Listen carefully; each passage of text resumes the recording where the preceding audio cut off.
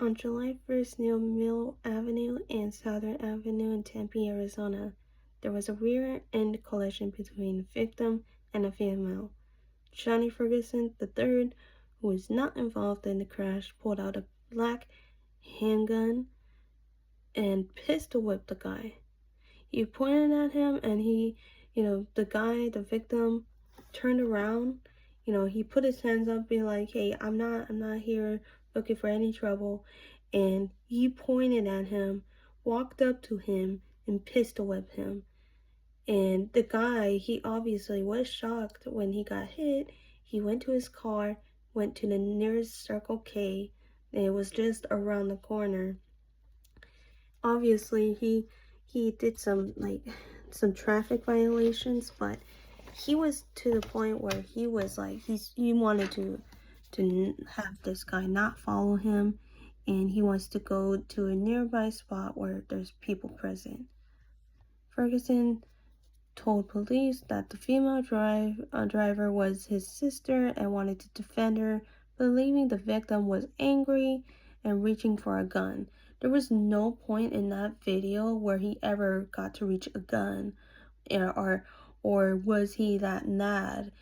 Yeah, sure, he was mad the fact that he got rear-ended, and he now has to exchange information, or now he has to pause his plans for the day or whatever, and he have to basically stop what he's doing at that time, and just get that all settled. Maybe he's upset with that, but to he never initiated a fight. He did a 180 and said, "You know what? Let me get out of here. Let me just go." Because this is obviously, this guy's a lunatic. He's pulling out a gun. I obviously don't want to get shot, and I'm gonna just go in my vehicle, and that's it, right? That's what he's thinking. So yeah,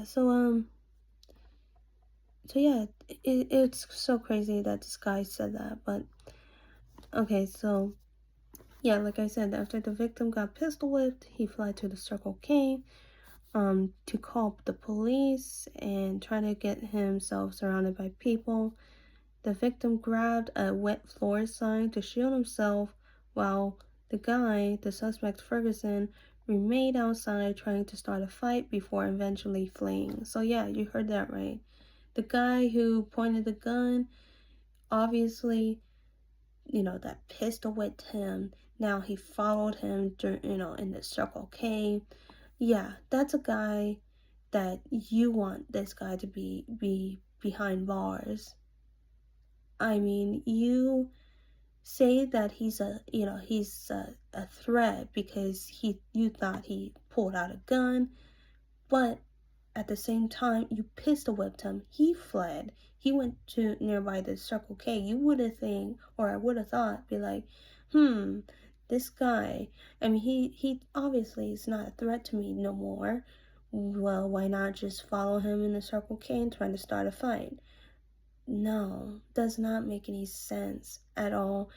I mean, that self-defense claim was just so unreal and stupid. You have got to be, I don't know what this guy was thinking. Obviously, I mean, it was not just the phone footage that they captured, but obviously there has to be cameras somewhere, at least in the vicinity. But there you go, there's a phone video, like a phone footage that someone captured in their car, and it was so crazy. So yeah, so he fled, and now he faces charges for aggravated assault with a deadly weapon and was given a $75,000 secured bond. Sure, I guess, but I don't think this guy should. I mean, this guy should at least receive some jail time, at least, and just say, yeah, this guy right here, he pulled out a gun, pointed at this guy, pistol whipped him, followed him to the Circle K after that victim fled in fear for his safety.